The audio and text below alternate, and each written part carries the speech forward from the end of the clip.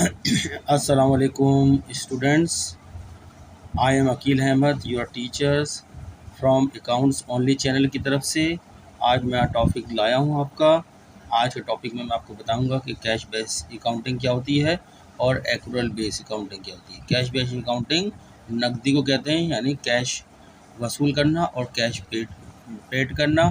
जिस वक्त हमें कैश मिलता है उसी वक्त हम आमदनी को रिकॉर्ड कर लेते हैं, और जिस वक्त हम किसी को अदायगी करते हैं, किसी खराज से सिलसिले में किसी सप्लायर को जिससे हमने कुछ उधार में कुछ हमने माल ख़रीदा होता है, उसके बदल में जो पेमेंट कर रहे होते हैं उसी वक्त अखराज को रिकॉर्ड कर लेते हैं। तो इसको बोलते हैं हम कैश बेस अकाउंटिंग। यानी जिस वक्त आपको पैसा वसूल होता है आप आमदनी उसी वक्त रिकॉर्ड कर देते हैं, रिकॉग्नाइज़ कर लेते हैं उसी वक्त। और जिस वक्त आप किसी खराजात की, किसी ख़र्चे की पेमेंट कर रहे होते हैं उसी वक्त ख़र्चे को रिकॉर्ड कर लेते हैं, यानी ख़र्चा आइडेंटिफाई कर लेते हैं। ठीक है ना। ये तो है कैश बेस अकाउंटिंग है। कैश बेस अकाउंटिंग में उधार का कॉन्सेप्ट नहीं होता है, कोई चीज़ जो है अकाउंट सिविल और अकाउंट पेबल का कॉन्सेप्ट नहीं होता, या कोई भी क्रेडिट का कॉन्सेप्ट नहीं होता है। जबकि एक्रूअल बेसिस अकाउंटिंग क्या होती है? एक्रूअल बेसिस अकाउंटिंग ऐसी अकाउंटिंग होती है जिसमें जिस वक्त आप कोई माल सेल करते हैं तो उसी वक्त आप जो है आमदनी को रिकॉर्ड कर लेते हैं। सेल को आमदनी कहते हैं, सेल को रिकॉर्ड कर लेते हैं, रेवेन्यू को रिकॉर्ड कर लेते हैं, आइडेंटिफाई कर लेते हैं उसी वक्त। इससे हमें कोई गर्ज नहीं होती है कि वो पैसा हमें कब वसूल होगा। पैसे वसूल करने से कोई गर्ज नहीं होती है। सिर्फ जैसे ही ट्रांजैक्शन एंड लेन देन होता है, जैसी सेल हुई, माल बिका, उसी वक्त आपने आमदनी को, रेवेन्यू को रिकॉर्ड कर ली। इसी तरीके से जब भी आपने कोई माल उधार में ख़रीदते ही आप उसकी अखराजात को रिकॉर्ड कर लेते हैं, पेमेंट को रिकॉर्ड कर लेते हैं। इससे गर्ज नहीं है कि हम पेमेंट आज करेंगे, कल करेंगे, 2 महीने बाद करेंगे, 1 साल बाद करेंगे। पेमेंट से कोई गर्ज नहीं।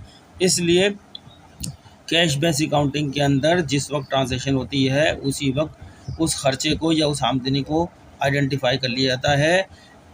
कैश की वसूली और कैश की अदायगी से इसमें कोई वास्ता नहीं होता। ये मैंने आपका अपना ओवरव्यू दे दिया है। अब मैंने ये define cash base and accrual base accounting. Cash माने नकदी, एक्रूअल माने उधार। एक्रूअल उधार को होता है, उधार वाली अकाउंटिंग। और ये दोनों मेथड होते हैं अकाउंटिंग में। कैश बेस का मेथड कुछ कंपनियां इस्तेमाल कर सकती हैं, जो छोटे मोटे बहुत से दुकानदार होते हैं वो इस्तेमाल कर लेते हैं कैश के अंदर, परचून वगैरह की दुकान वाले। लेकिन आज के दौर में तो कैश बेस का कॉन्सेप्ट बहुत ही कम हो गया है। ठीक है। एक्रूअल बोलते हैं क्रेडिट को, दूसरा मेथड होता है क्रेडिट अकाउंटिंग। आज के दौर में ये क्रेडिट अकाउंटिंग दुनिया में सर चलती है, छोटे छोटे कारोबार हों या बड़े बड़े कारोबार हों, यानी दोनों काम चलते हैं उसमें। कुछ ट्रांजेक्शन कैश पे भी होती हैं, उसी वक्त माल बेचा, कैश ले लिया, और कुछ ट्रांजेक्शन उधार के ऊपर भी होती हैं। ठीक है ना। बड़ी जितनी कंपनी ऑर्गेनाइजेशन है, ज़्यादातर एक्रूअल बेस ही अकाउंटिंग। छोटी से छोटी कंपनी में ये पुराना तरीकाकार था, पुराने दौर का। लेकिन आज के दौर में इसका कॉन्सेप्ट कम से कम सतह पे होता चला गया है। बहुत ही कम नज़र आएगा। छोटी मोटी दुकानें होती हैं, बेकरी हो गई, पान की दुकान हो गई, शायद वहाँ भी कोई ऐसी पान की दुकानें होती हैं, उधार चल जाता है एक दूसरे के साथ। ठीक है। लेकिन ये बहुत कम हो गया है, मैंने ख़त्म होता जा रहा है। ये इस वक्त जो है ज़्यादा दुनिया में तरक्की पजीर है एक्रूअल बेसिस अकाउंटिंग। तो अब मैं इसका आंसर बाकायदा राइटिंग में देता हूँ, या पहले लिखता जाऊँगा आपके साथ में, जो वर्ड मुश्किल आएगा वो बताता जाऊँगा। आप याद रख लें, आप कितनी भी अकाउंटिंग सीख लें, कितनी भी प्रैक्टिस कर लें, जब तक आपको कैश बेस अकाउंटिंग या एक्रूअल बेस अकाउंटिंग का कॉन्सेप्ट नहीं पता, आप किसी भी डिबेट में या किसी भी पॉलिसी के अंदर आप सही तरीके से जवाब नहीं दे सकते। लिहाजा एक अच्छे अकाउंटेंट को कैश बेस अकाउंटिंग में पूरी कमांड होनी चाहिए, एक्रूअल बेस अकाउंटिंग में कमांड होनी चाहिए। इसलिए मैं यहाँ पर आपको थ्योरेटिकल कॉन्सेप्ट क्लियर करवा रहा हूँ। ठीक है। ताकि हर स्टूडेंट जब भी अकाउंटिंग करके जाए तो बेहतरीन कॉन्सेप्ट के साथ जाए, अच्छी तनख्वाह के साथ मुलाजमत हासिल कर सके। तो चलते हैं इस सवाल का जवाब लिखने की तरफ। मैं लिखता जाता हूँ आपका सवाल, आपको का जो मुश्किल होगी बताऊँगा।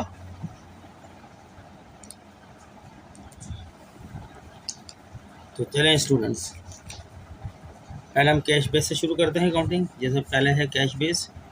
कैश बेस अकाउंटिंग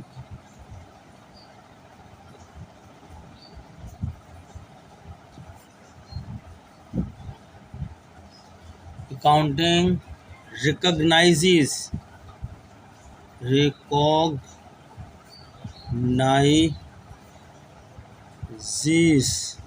रिकॉग्नाइज माने तस्लीम कर लेना, मान लेना, समझ लेना। क्या चीज़ रिकॉग्नाइज? रेवेन्यू, यानी जिस वक्त ट्रांजेक्शन होती है उसी वक्त रेवेन्यू को मान लिया जाता है, रिकॉग्नाइज कर लिया जाता है कि हमारा रेवेन्यू हो गया। ट्रांजेक्शन है जिस वक्त कैश रिसीव होता है। Cash based accounting recognises revenue, बताएंगे अभी आगे। रेवेन्यू कब रिकॉग्नाइज करता है रेवेन्यू को? एंड एक्सपेंसेस को और अखराजात को। And expenses, cash based accounting recognise कर लेता है, मान लेता है आमदनी को और अखराजात को किस वक्त, अब ये बताने जा रहे हैं हम।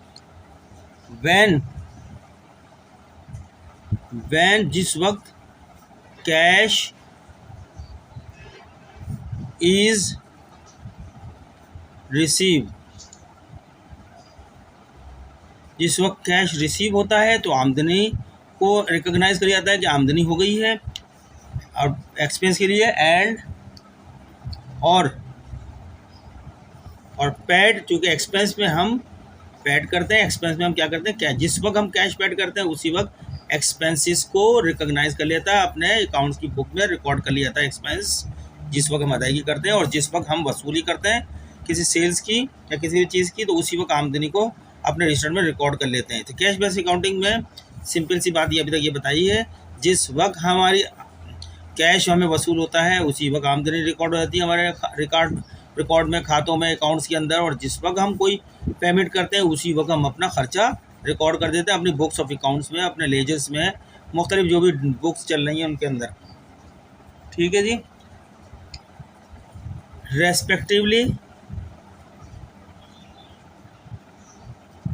रेस्पेक्टिवली का मतलब यहाँ पे ये है कि मैंने यहाँ लफ्ज़ पहले आमदनी का लिखा है और फिर दूसरा वर्ड लिखा है बाद में एक्सपेंसेस का।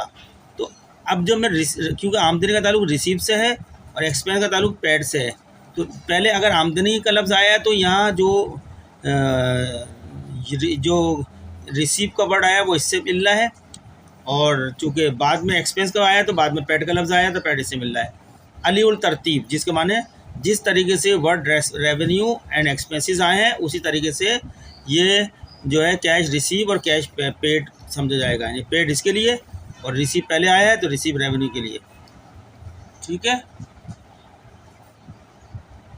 इन अदर वर्ड, दूसरे लफ्ज़ों में, रेवेन्यू, यही बात दूसरे लफ्ज़ों में कह रहे हैं, रेवेन्यू यानी आमदनी इज़, पहले रिकॉग्नाइज का लफ्ज़ लिख रहे थे, अब रिकॉर्डेड का लिख रहे हैं। इज़ रिकॉर्डेड, अपने बुक ऑफ अकाउंट में रिकॉर्ड कर ली जाती है। Is recorded when cash is receive, revenue is recorded, revenue को रिकॉर्ड कर लिया जाता है जब कैश रिसीव होता है, एक तरीका। और दूसरा व्हेन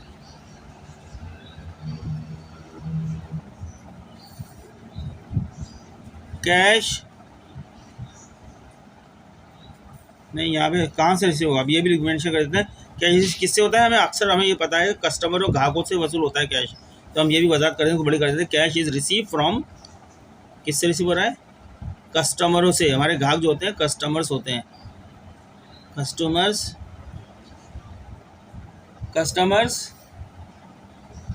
अब हम बात कर लेते हैं एक्सपेंसेस की। एंड एक्सपेंसेस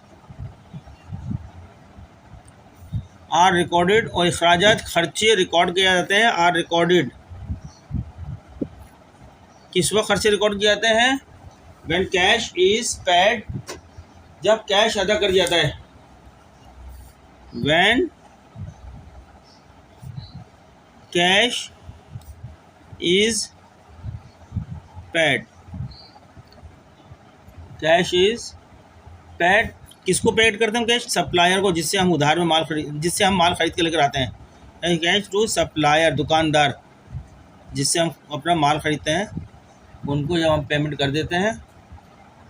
और अदर पार्टीज़ भी होती है, सप्लायर दुकानदारों के अलावा कोई और भी होता है, और अदर जिनसे भी कैश रिसीव होता है, other parties.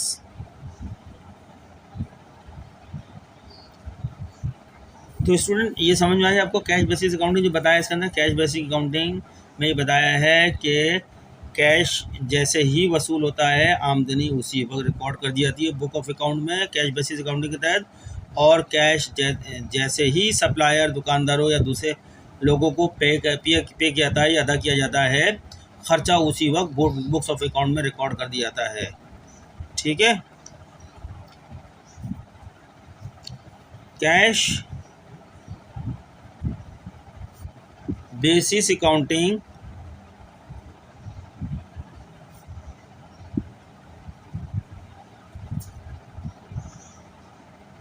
Cash basis accounting does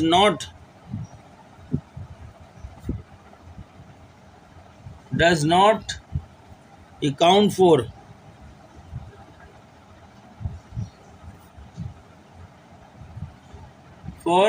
account receivable. इस कैश बेसिस अकाउंटिंग में अकाउंट रिसीवेबल का वजूद नहीं होता।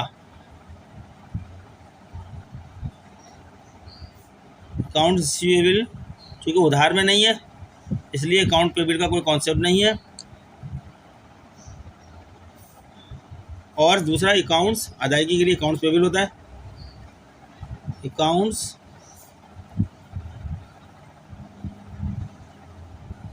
और अकाउंट्स पेबल और या any other form of credit, और उधार की कोई और दूसरी सूरत भी हो, एनी अदर फॉर्म्स, शक्लें जो होती हैं फॉर्म्स ऑफ क्रेडिट, उधार की, कह रहे हैं इनका वजूद नहीं होता। उधार का बिल्कुल वजूद नहीं होता कैश बेसिस अकाउंटिंग में। तो इसलिए जब उधार का वजूद ही नहीं होता तो अकाउंट सिबिल और अकाउंट पेबल का सवाल ही पैदा नहीं होता कैश बेसिस अकाउंटिंग। तो स्टूडेंट समझता हूँ कैश बेसिस अकाउंटिंग तो आप क्लियरली समझ गए होंगे। अब हम चलते हैं एक्चुअल बेसिस, दूसरी सूरत जो इसकी होती है, on the other hand. On the other hand, दूसरी सूरत। ऑन दी अदर हैंड दूसरी सूरत कौन सी आ गई? एक्रूअल बेसिस की आ गई है। यानी अब इसको बयान करेंगे, ये तो हमने कर दी बयान। मैं आपको नज़र आए तो आगे कर देता हूँ।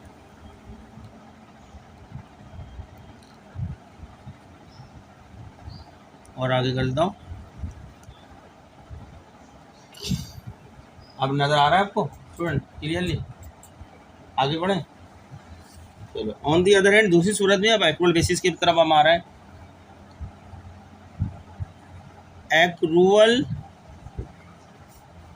बेसिस में एक वर्ड आपको बता रहा हूँ ताकि आपको अच्छी तरह समझ में आ जाए। आप मुझसे अच्छी अकाउंटिंग जानते होंगे।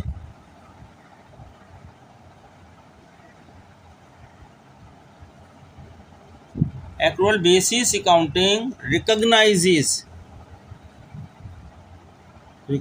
माने रिकॉर्ड करना। रिकॉग्नाइजेस रेवेन्यू, ये कब रेवेन्यू रिकॉर्ड करती है?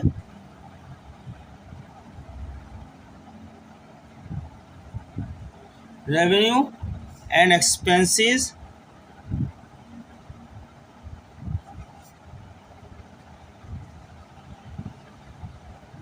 अब बता रहे हैं एक्रूअल यानी उधार वाली जो अकाउंटिंग की बुनियाद होती है वो किसको होती है? वो कब रिकॉग्नाइज में रिकॉर्ड करती है, अपने रेवेन्यू को कब रिकॉर्ड करती है और अपने एक्सपेंसेस को कब रिकॉर्ड करती है। अब बताएंगे यहाँ पे। व्हेन, जब, व्हेन दे आर अर्न, जब वो कमा ली जाती है। यानी अगर हमने कोई सेल कर दी, सेल कामयाब हो गई, खरीद के ले गया तो हमने कमा ली, अर्न यानी कमा ली। तो आप पैसे से गर्ज नहीं कि अभी पैसे मिलेंगे या बाद में मिलेंगे, इसमें पैसे का कोई गर्ज नहीं। लेकिन कोई काम आपकी आमदनी का उसी वक्त हो गया है तो आप आमदनी को रिकॉर्ड कर लोगे। रिकॉग्नाइज माने रिकॉर्ड कर लेना, आमदनी को रिकॉर्ड कर लेंगे। जैसे आपने अर्न कर लिया, अर्न माने कमा लिया आपने, यानी कोई सेल कर दी आपने, सेल माल चला गया आपका, ठीक, तो आपने आमदनी रिकॉग्नाइज कर ली है, यानी कमा ली है, रिकॉर्ड कर ली जाएगी उसी वक्त। एंड और एक्सपेंसिव बताएंगे, और या और इनकट। एक्सपेंस क्या इनकट होते हैं, और आमदनी जो होती है रेवेन्यू अर्न होती है, एक्सपेंस इनकट होते हैं, खर्चे किए जाते हैं, इनकर्ड, INCURRED, इनकट, खर्चे होते हैं। जो खर्चा जैसे खर्चा हो जाता है उसी वक्त रिकॉग्नाइज यानी रिकॉर्ड हो जाता है खर्चा। जैसी आमदनी अर्न कमा ली जाती है, रेवेन्यू रिकॉर्ड हो जाती है, रिकॉग्नाइज हो जाती है। ठीक है, इसके अंदर ये कि जैसे ही ट्रांजैक्शन होती है, किसी खर्चे की ट्रांजैक्शन हो या किसी आमदनी की ट्रांजैक्शन हो, उसी वक्त बुक ऑफ अकाउंट में रिकॉर्ड हो जाते हैं। इससे कोई गर्ज नहीं होता कि वो पैसा आमदनी का पैसा वसूल हो गया या खर्चे का पैसा अदा कर दिया। इसमें पेमेंट से कोई गर्ज नहीं होती, वसूलियाबी से कोई गर्ज नहीं होती है। सिर्फ एक्शन यानी वाक़या हो गया, आमदनी का वाक़या जो हो गया है तो आमदनी अर्न कर ली यानी बुक कर लिया, आपने आमदनी हो गई, उसको बुक कर लेंगे, बुक ऑफ अकाउंट में रिकॉग्नाइज करके लिख देंगे, रिकॉर्ड कर देंगे। खर्चा इनकट हो गया तो बुक ऑफ अकाउंट में जो है इसको एंट्री कर देंगे। पैसे हम बाद में किसी भी तारीख को देते रहें अपने मुआहदे के मुताबिक, 2 महीने 4 महीने बाद, उससे एक्रूअल बेसिस अकाउंटिंग पे कोई असर नहीं पड़ता है। लेकिन कैश बेसिस अकाउंटिंग में बता दें, जब तक कैश मिलेगा नहीं आमदनी रिकॉर्ड नहीं होगी, जब तक कैश की अदायगी होगी नहीं आमदनी रिकॉर्ड नहीं होगी। कैश बेसिस में उधार का कॉन्सेप्ट नहीं होता, एक्रूअल बेसिस में दोनों कॉन्सेप्ट होते हैं, कैश भी होता है और उधार भी होता है। अगर चाहे तो कैश दे दे, ले लेगा, क्योंकि आखिरी फाइनली वसूल तो हमने कैश ही करना है, अदायगी तो कैश में ही करनी है। चेक का नाम भी कैश ही होता है, चाहे वो बैंक के जरिए जाए या आपके ऑफिस से जाए, लेकिन चेक को भी हम बैंक ही कहते हैं, वही बैंक को भी हम चेक को भी हम कैश ही कहते हैं। तो आगे चलते हैं। अच्छा, इसी बात को जैसे हमने ऊपर उस बात को दूसरे अल्फाजों में लिखा, इसको भी लिखते हैं यहाँ पे और क्लियर करके। इन अदर वर्ड, दूसरे अल्फाजों में, in other words, revenue is recognise, revenue यानी आमदनी इज रिकॉग्नाइज यानी रिकॉर्ड होती है,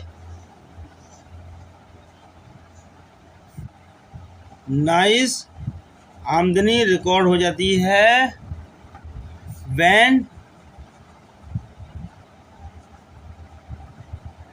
it is earn,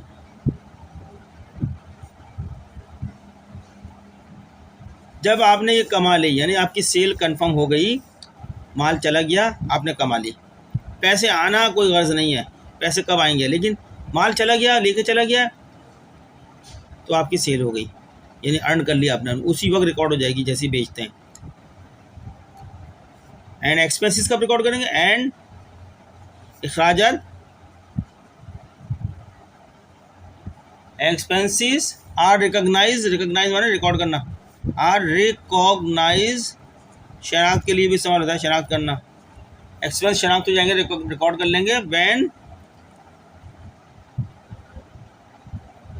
when they are, जब खर्चे हो जाएंगे, इनकट माने हो जाना, आर इनकट माने हो जाना, दे आर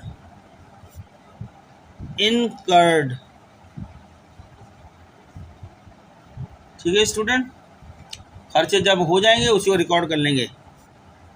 इवन इफ, हता के no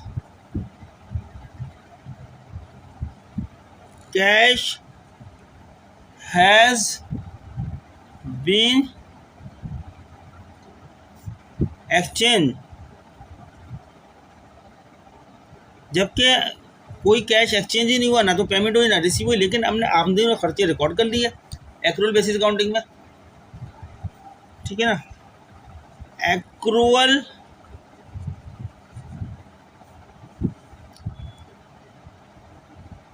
basis accounting recognises, record करना, रिकॉर्ड मान लेना, तस्लीम करना, खर्चे हो गए, पहचान लेना। रिकॉग्नाइजेज किसको रिकॉग्नाइज करती है, अकाउंट्स रिसीवेबल,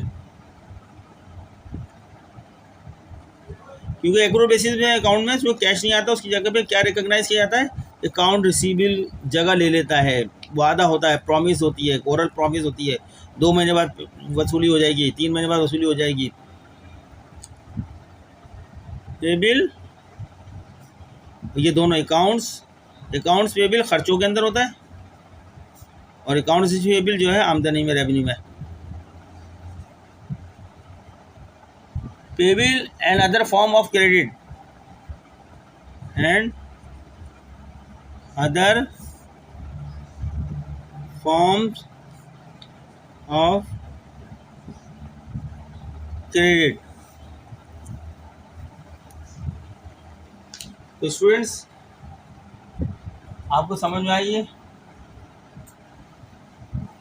तो आखिर में ये दोनों मैंने मेथड को बता दिया है। ये कैश बेसिस का पहला मेथड था, दूसरा एक्रूअल बेसिस का था। इसको ओवरऑल मैं इसको क्लोज करता हूँ, यानी इसकी थोड़ी शॉर्ट समरी बयान कर दूँ दोनों बातों की। इन मुख्तसर बयान कर रहा हूँ। इन समरी खुलासा,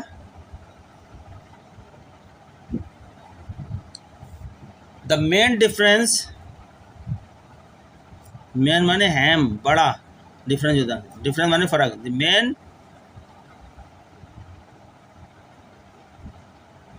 मेन डिफरेंस बिटवीन, दो के दरमियान के लिए बिटवीन आता है,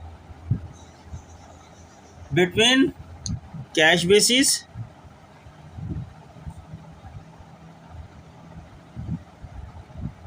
accounting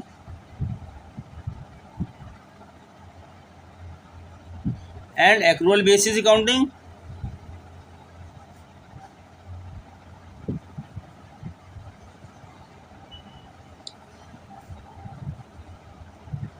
accrual basis, single S है, BASIS, basis accounting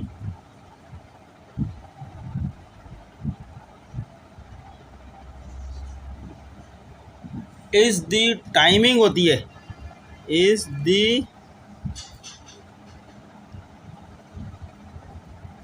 timing of revenue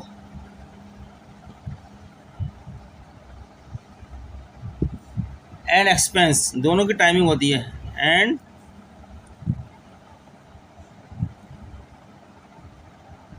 expense recognition, यानी उनको रिकॉर्ड करने की टाइमिंग होती है। उन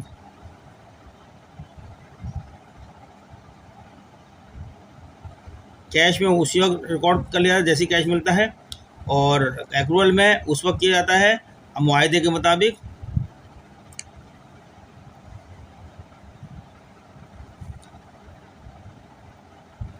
नाइसिस counting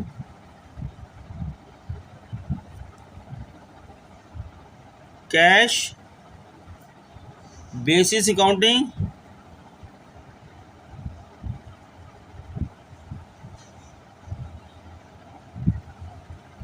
cash basis accounting recognizes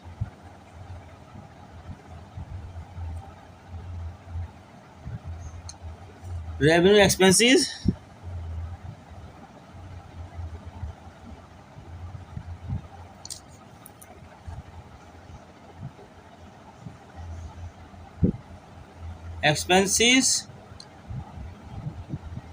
when cash is received or paid, when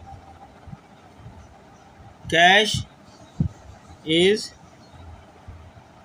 received और पेड, कैश जब वसूल होता है या अदा किया जाता है उसी वक्त जो है रेवेन्यू और एक्सपेंसेस रिकॉग्नाइज हो जाते हैं कैश बेसिस में। वाइल जबकि accrual basis, ACCRUAL, accrual basis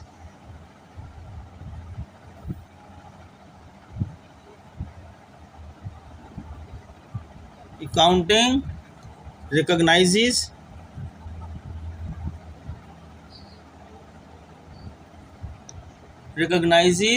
revenue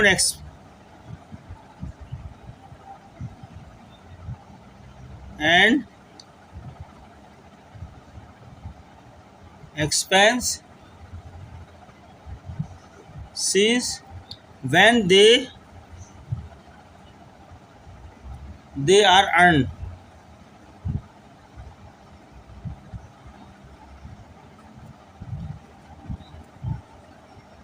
earn कमा लिए जाते हैं या इनकर्ड खर्च हो जाते हैं। INCURRED। तो स्टूडेंट्स, ये था हमारा कैश बेसिस और एक्रूअल बेसिस अकाउंटिंग पर लेक्चर, जो हमने आपको जो है सवाल करके लिख के दिखाया, उर्दू में भी उसको हमने उसका जवाब आपके सामने रखा। तो स्टूडेंट्स, चूँकि वक्त ज़्यादा हो रहा है, वक्त को बचाने के लिए हम इस लेक्चर को यहीं पे एंड करते हैं। हमारा टॉपिक का जो क्वेश्चन था वो भी हमने मुकम्मल कर दिया। तो स्टूडेंट, अगर आपको हमारे लेक्चर अच्छे लग रहे हैं तो हमारा चैनल है अकाउंट्स ओनली, वहाँ पे हम आपसे रिक्वेस्ट कर रहे हैं, प्लीज़ सब्सक्राइब करें, लाइक करें एंड शेयर करें दिस वीडियो टू समवन को, ताकि वो लोग भी इस्तेफादा हासिल कर सकें। इस तरह हमारी हौसला अफजाई होगी और हम काउंटिंग के मुश्किल से मुश्किल टॉपिक आपके सामने थ्योरेटिकल कॉन्सेप्ट भी क्लियर करेंगे और वक्त के मुताबिक, वक्त के साथ साथ हम उसके क्वेश्चन भी जो है सॉल्व करेंगे। ठीक है स्टूडेंट्स, उम्मीद करते हैं आपको हमारे ये लेक्चर्स अच्छे लगे होंगे और आपको इससे काफ़ी फ़ायदा होगा।